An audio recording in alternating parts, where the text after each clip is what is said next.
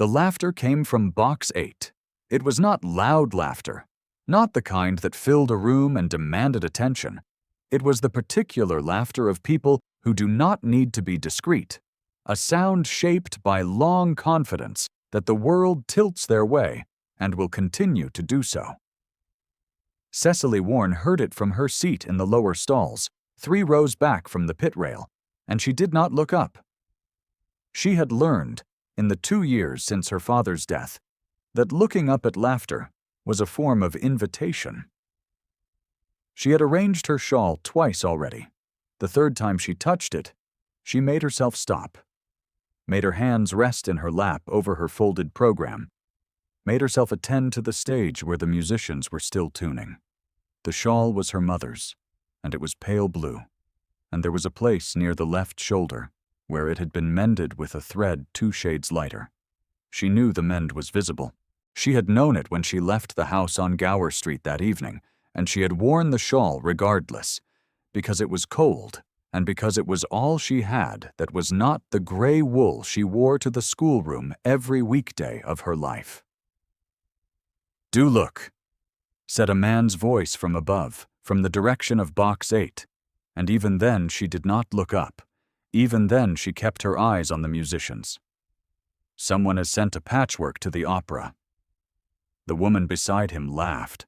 A second man offered something she did not catch. The first man spoke again, still in that comfortable carrying tone, the tone of someone accustomed to being overheard, without consequence. "A governess, do you think? Or a poor relation? Either way, one pities the companions who must sit adjacent." Cecily's hands pressed flat against her program.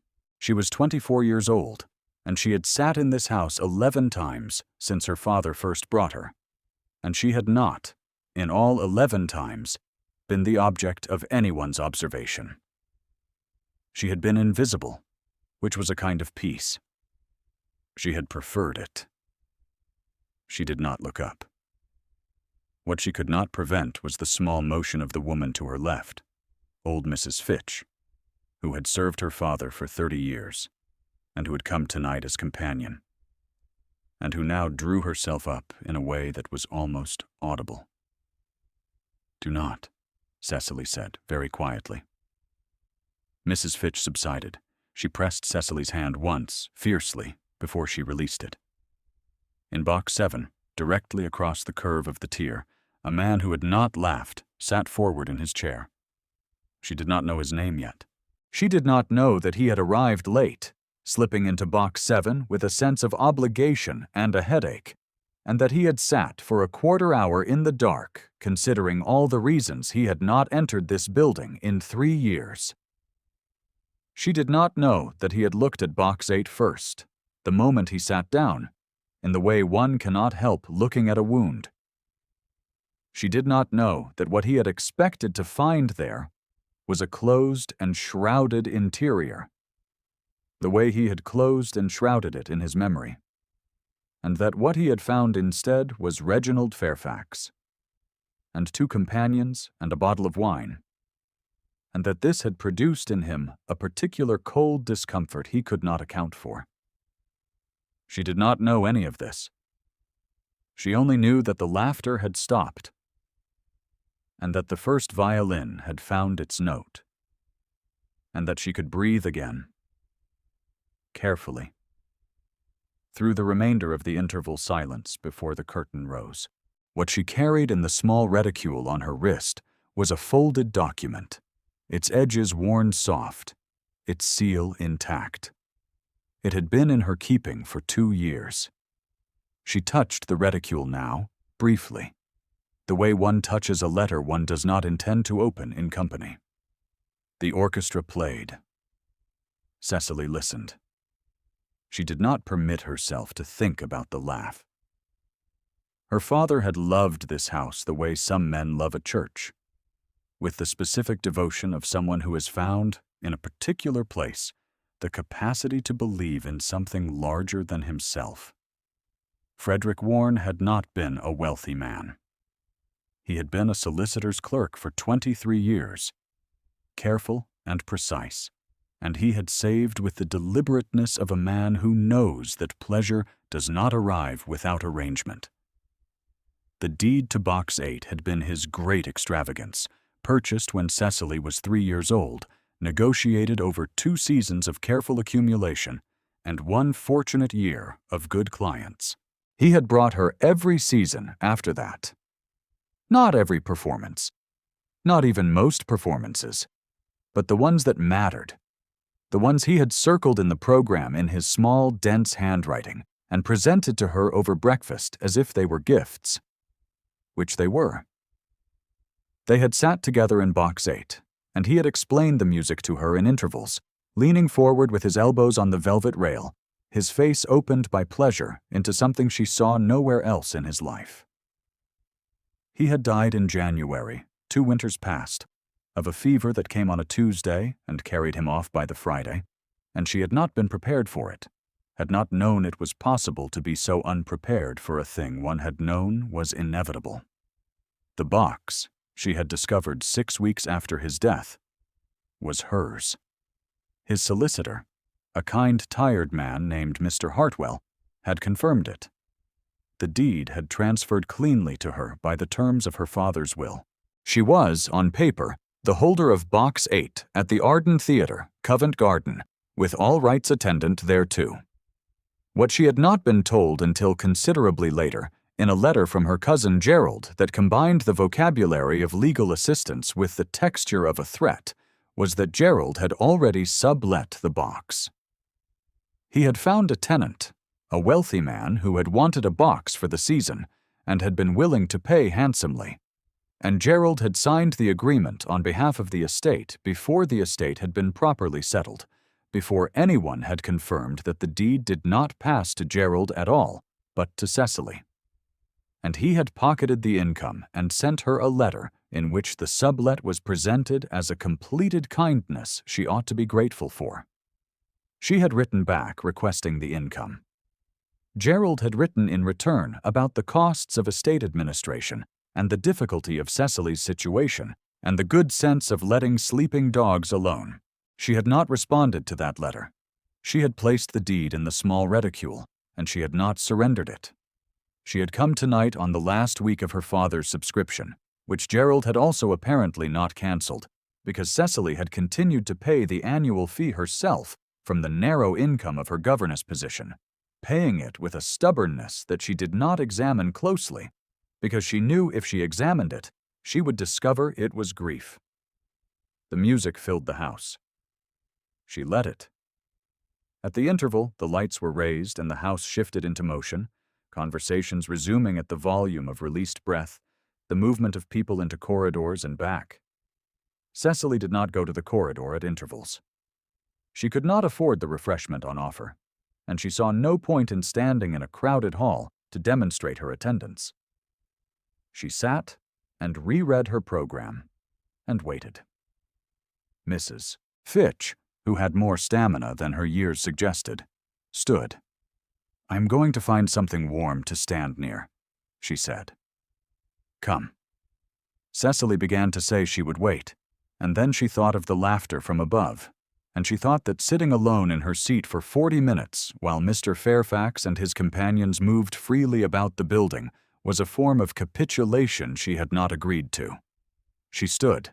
The corridor behind the lower stalls was warm and crowded, gaslit and close, smelling of powder and candle wax and the particular human heat of a well-attended evening.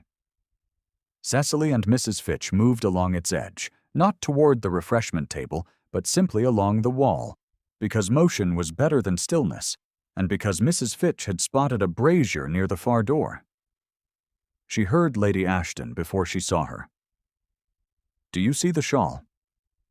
It was not a question. The voice was precise and carrying.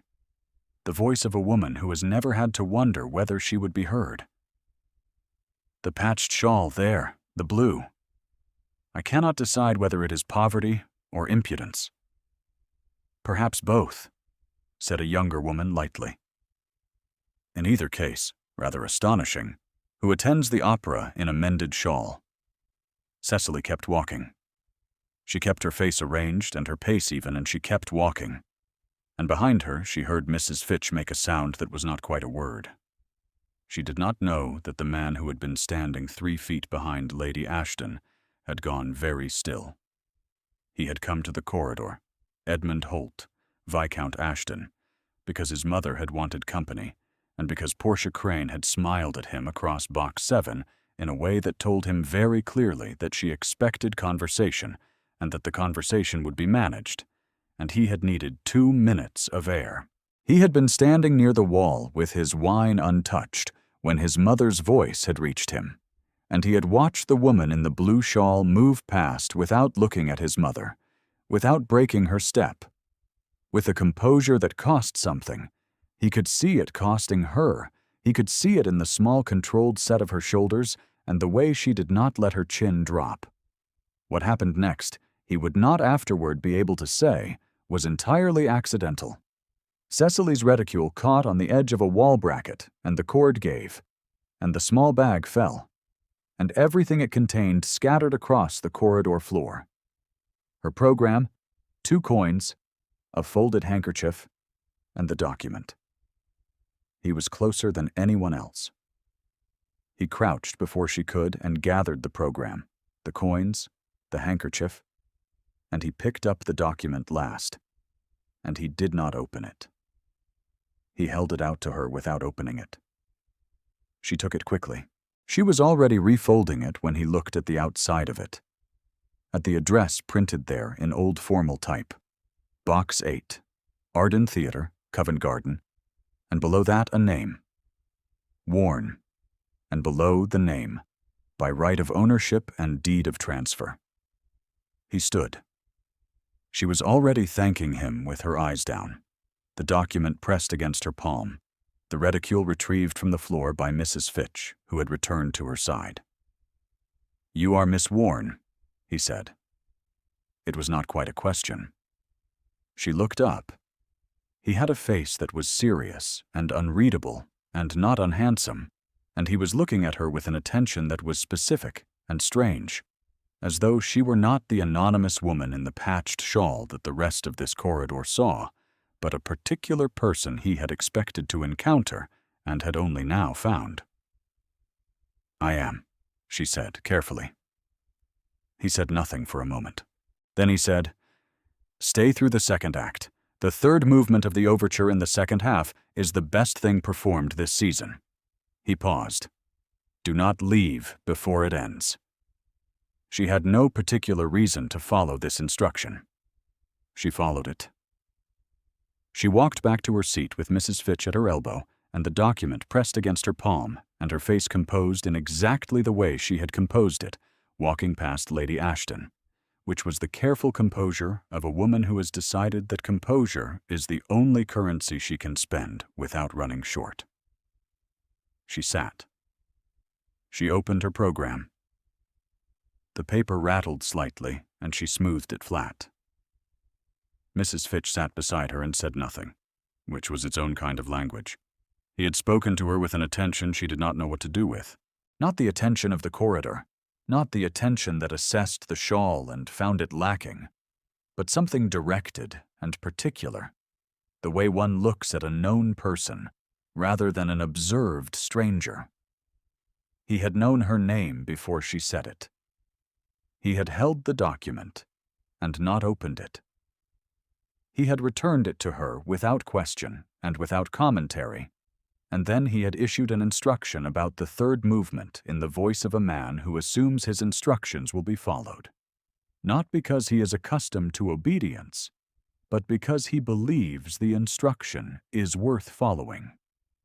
She did not know what to make of him.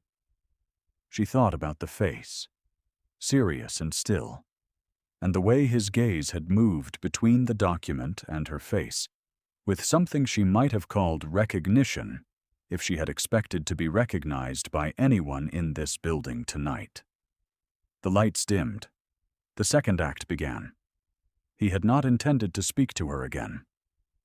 He told himself this in Box 7, through the first half of the second act, while Portia Crane sat beside him and offered observations on the soprano that were perfectly correct and perfectly uninteresting. And while his mother watched the stage with the expression of a woman counting the minutes until she could discuss the soprano's inadequacies at supper.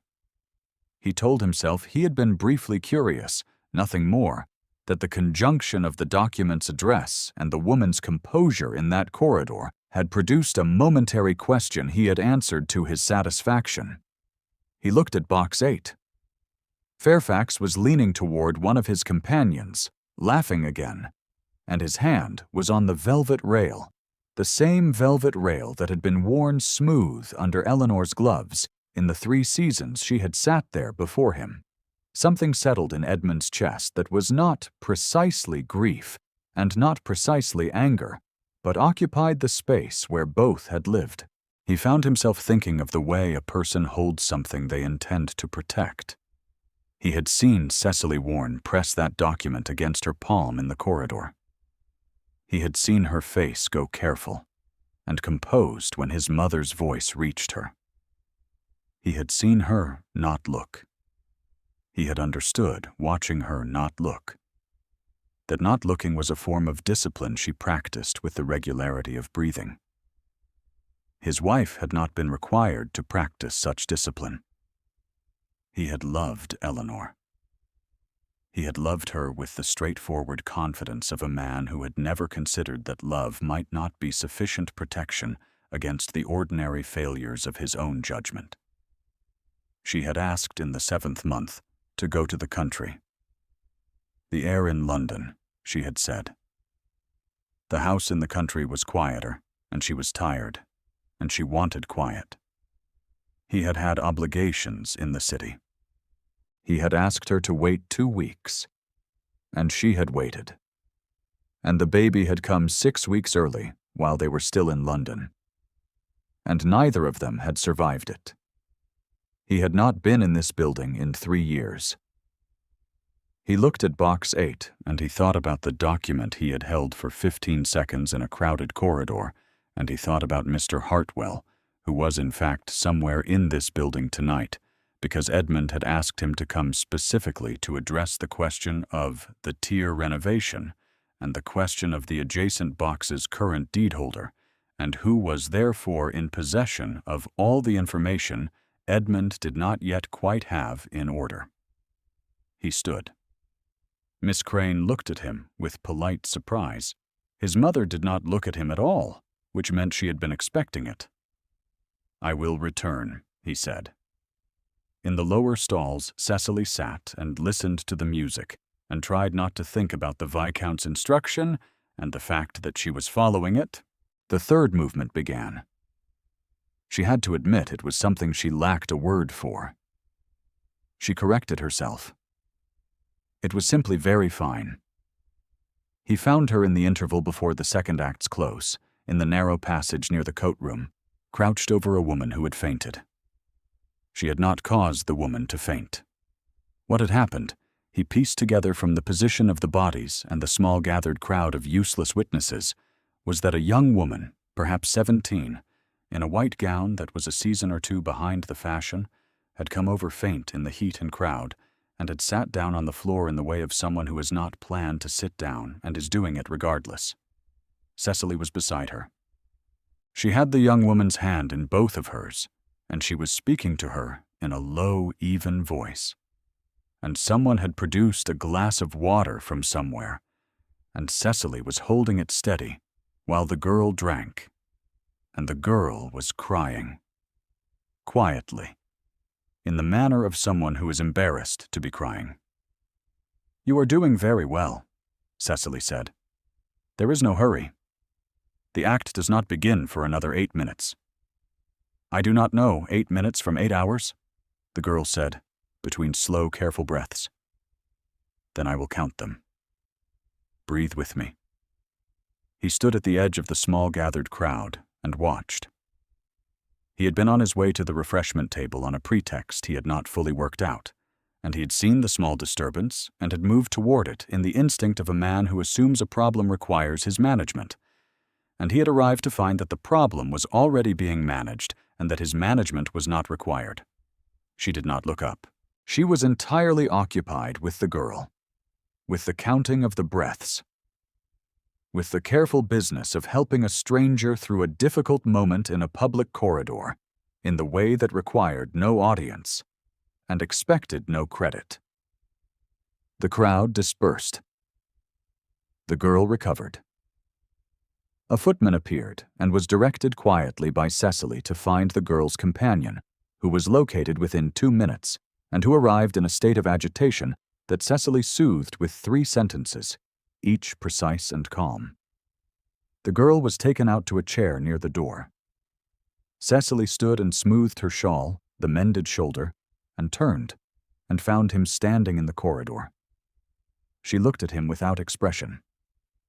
"You are still here," she said. "I was passing," he said. She accepted this in the tone of someone who has decided not to press a point. She moved to go past him, back toward the lower stalls. "Miss Warren," he said. She stopped. The third movement. He paused. "It is worth staying for." She looked at him once more, briefly, with that specific attention of hers that was not flattering and not cold, but simply accurate, as though she were recording what she saw for later reference. Then she went back to her seat. She had been in the corridor when Gerald found her, between the close of the first act and the raising of the lights for the interval's midpoint.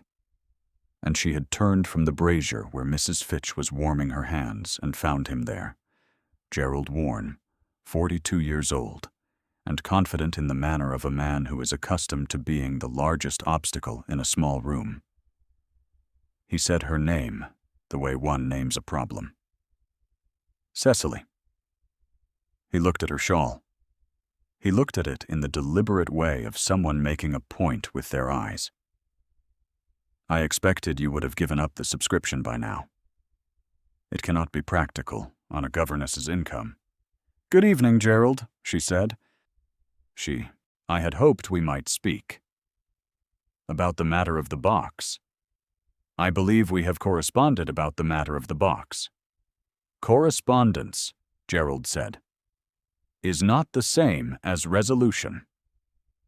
He had positioned himself between her and Mrs. Fitch in the way that suggested he had thought about the geometry of this conversation. "The tenant has expressed interest in a longer arrangement, a permanent one, in fact. The figure being discussed is quite fair, and the estate administration costs," he said. "There are no estate administration costs," Cecily said. "The estate was settled 2 years ago. Mr. Hartwell confirmed it." Gerald's expression did not change.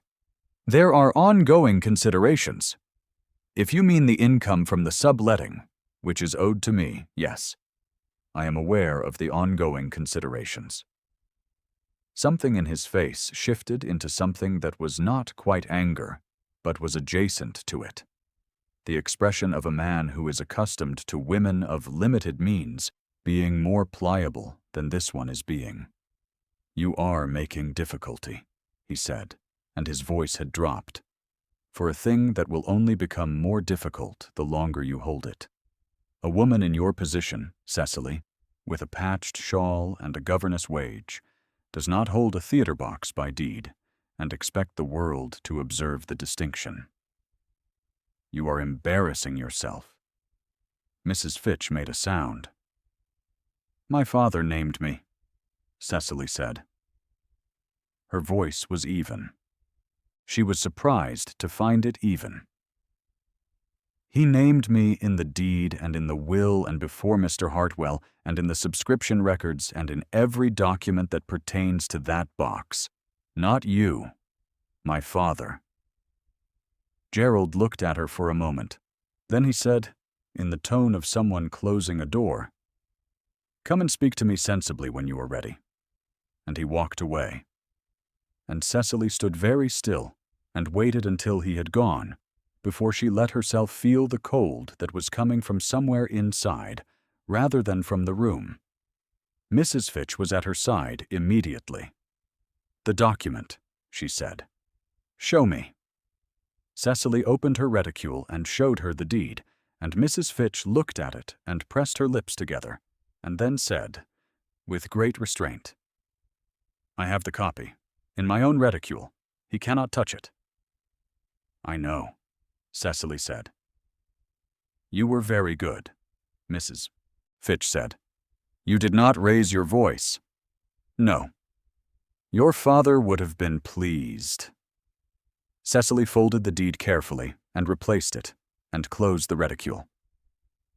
"Let us go back to our seats," she said. She did not tell Mrs. Fitch that her hands were shaking.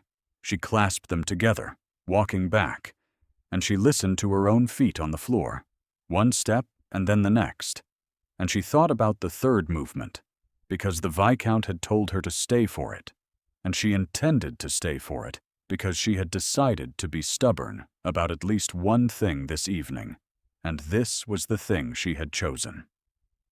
She was in her seat when the second act ended. She heard the commotion from Box 8 during the pause between the second and third acts, the kind of disruption that is too contained to be a scene, but too pointed to be ignored. She heard voices. She did not look up, and then she heard her own name, clearly spoken, and she looked up. Edmund Holt, Viscount Ashton, was standing in Box 8. Beside him was a small, neat, gray-haired man she recognized with a start. Mr. Hartwell, her father's solicitor, the man who had confirmed the deed. In Box 8. Standing behind the Viscount. Reginald Fairfax was standing also, not by choice, in the particular stance of a man who has been asked to rise and finds that the person doing the asking has made the alternative clear. "The sublease," Edmund said, and his voice was level and quiet, and carried in the way that authority carries when it does not need volume, "was executed without the consent or knowledge of the deed holder, and is therefore without standing. Mr. Hartwell will confirm this." "I paid," Fairfax began. "You will be reimbursed by the party who received the funds improperly." Edmund turned very slightly and looked into the house, into the lower stalls, and his gaze found her in the way that a lamp finds a face, without searching, as though it knew where to look.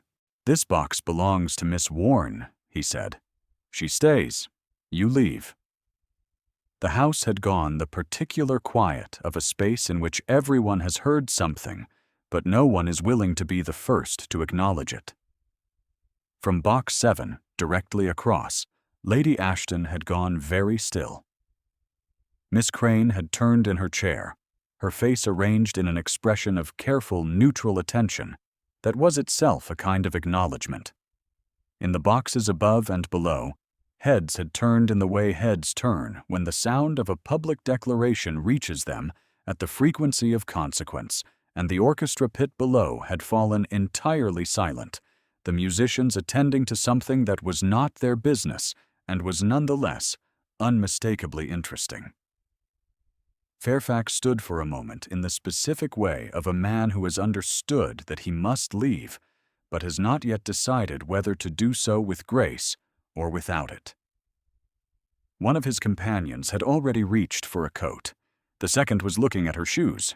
"You cannot simply," Fairfax said. "Mr. Hartwell," Edmund said without looking at Fairfax, "will you confirm the deed standing?" Mr. Hartwell, from his position slightly behind Edmund's left shoulder, confirmed it in 3 sentences that were mild in tone and absolute in content. The sublease had no legal standing. The deed holder had not consented. The arrangement would be dissolved. Fairfax said nothing more. He picked up his hat with the careful exactness of a man controlling the only thing left within his control, and he moved, with the stiff, careful movement of someone preserving what dignity he has left, toward the box door. His companions followed without speaking. The box door closed. The silence in the house lasted one more moment, long enough to mean something, and then the murmur resumed in the tone of many people sharing a single observation that none of them wished to voice at volume. Mr. Hartwell descended. He appeared beside Cecily's seat with the unhurried precision of a man who has been waiting for a conversation he had expected to have sooner. "Miss Warren," he said, "I regret the delay. There were certain matters to confirm. If you and Mrs. Fitch would come up." She looked at him. She looked at Box 8, where he stood at the velvet rail with his hands at his sides, and his face composed and his eyes still finding hers. She stood. The stairs to the boxes were narrow, and she climbed them with Mrs. Fitch behind her and Mr. Hartwell ahead. And at the door of Box 8, Mr. Hartwell stepped back, and she went in. The box was small. There were 4 chairs, a low table, the velvet rail worn smooth at the center, where hands had rested across many seasons. There was a faint smell of beeswax and cold air, and the particular atmosphere of an enclosed space long unoccupied and recently opened. The candles in the corridor behind them threw their light forward, soft and angled, and the house below was a deep bowl of warmth. Hundreds of faces turned toward the stage, the sound of the orchestra tuning threading up through the air to reach her in a way she had not heard it reach her from the lower stalls. She had been in this box before. She had not been in it since her father died.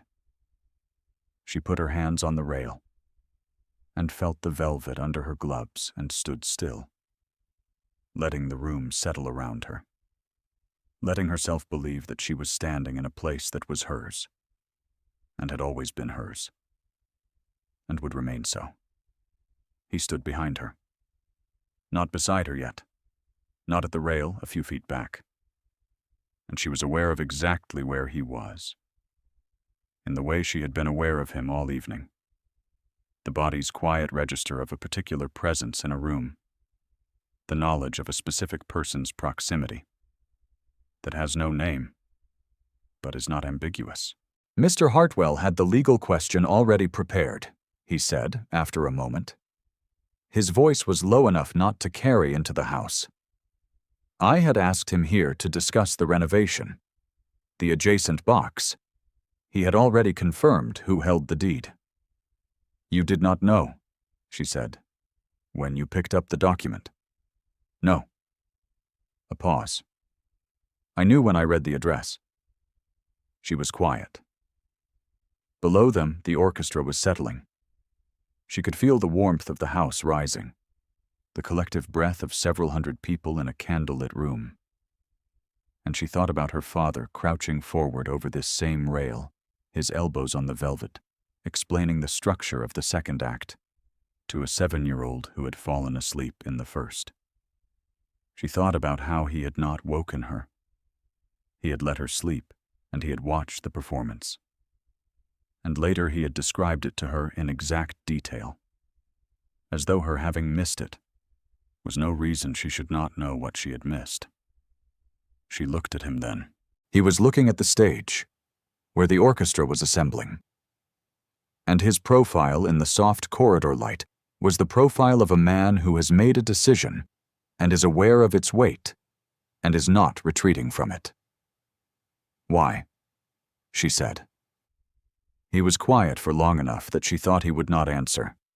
Then he said, Box 8 has not been occupied in 3 years. He stopped. My wife liked opera. She sat there.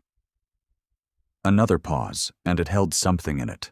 Not self-pity, not performance, but the plain weight of a fact he had not spoken aloud to anyone in a crowded public building. I should have been paying attention to the right things before now. She turned back to the house. There was a pressure behind her eyes that she would not permit.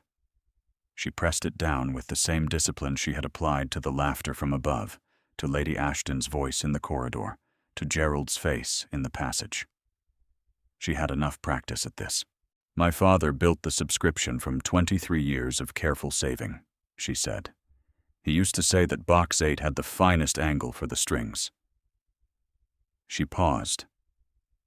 He was right, as it happens. You can hear the second violin from here in a way you cannot from the stalls. He came forward 2 steps and stood at the rail beside her. He did not touch her. He stood close enough that she was aware of the warmth of him, of the particular quality of a person's presence at a near distance. And he looked down at the house with his hands on the velvet beside hers, not overlapping, not reaching, simply near. Below them, in the lower stalls, the seat she had held all evening was occupied now by a stranger. She thought of her father's handwriting in the subscription renewal, small and dense and careful. She thought of the way he had leaned forward over this rail, his elbows in the velvet, his face open. In the corridor, she knew. Because Mr. Hartwell had told her quietly on the stairs, Gerald Warren had seen what had happened in Box 8 and had left the building. He would write another letter. She would write back. Mr. Hartwell would be involved, and the income from the past 2 years would be a matter for careful accounting. And all of this would take time, and care, and the kind of patient attention she had learned to bring to things that required it. For now, the orchestra lifted. Behind her, she heard him take the chair nearest the door, the one that put him at the back of the box, outside the sight of the house, giving her the rail and the view as though they were simply and entirely hers. Which they were. Mrs. Fitch settled beside her with a small composed sound of satisfaction. The third movement began. It was everything the Viscount had promised. She had known, hearing it from the stalls, that it was very fine. From Box 8, with the full house below her and the music rising to meet her at the level she was meant to hear it, it was something else entirely. A thing her father had understood from the first season and had wanted her to understand after him.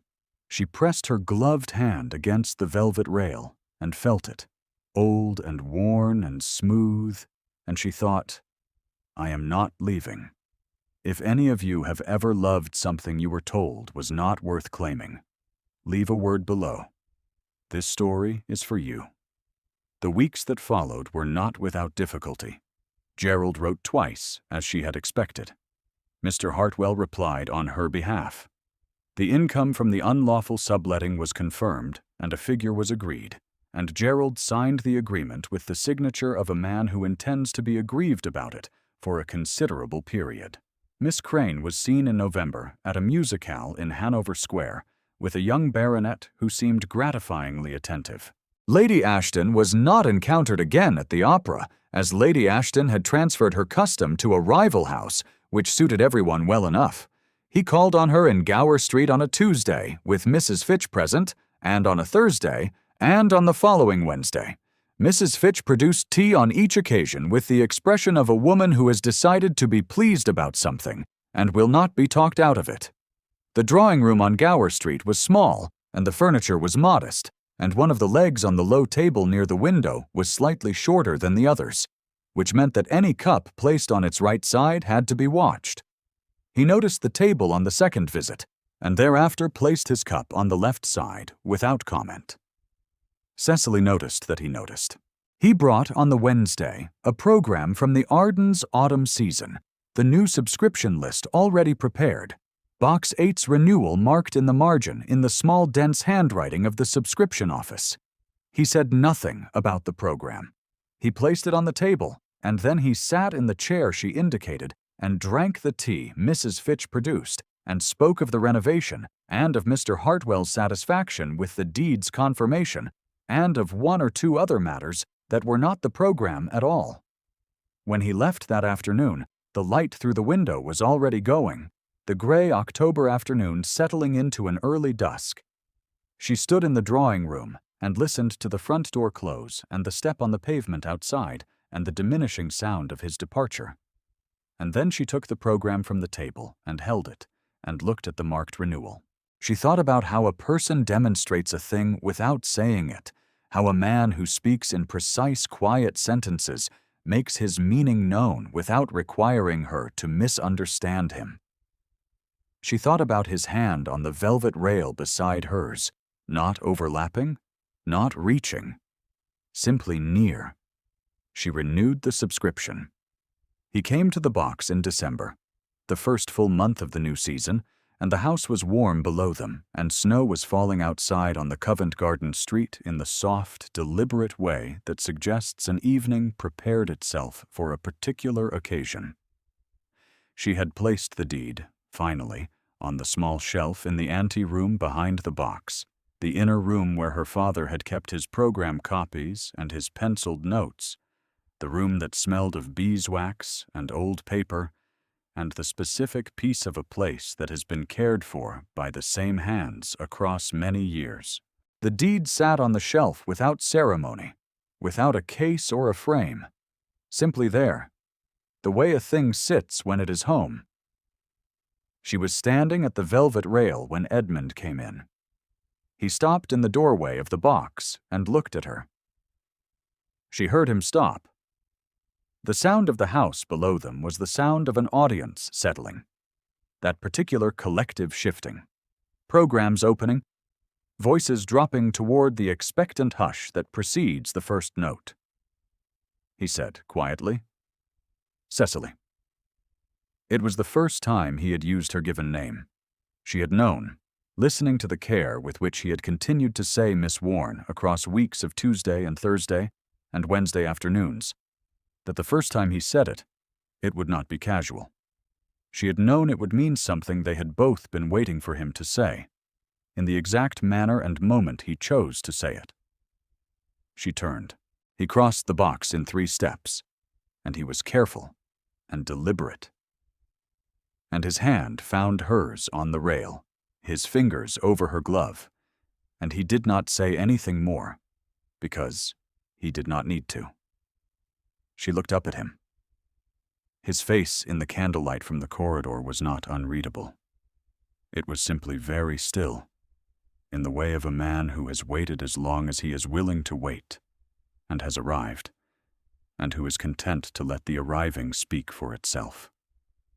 Below them, the orchestra began. The deed stayed where she had placed it. It did not need to be carried anymore. It had never needed to prove anything except that her father had seen her, had named her, had left her something solid in a world that had kept trying to convince her she had nothing to stand on. She had stood on it. It had held. Thank you for staying with Cecily until the last note.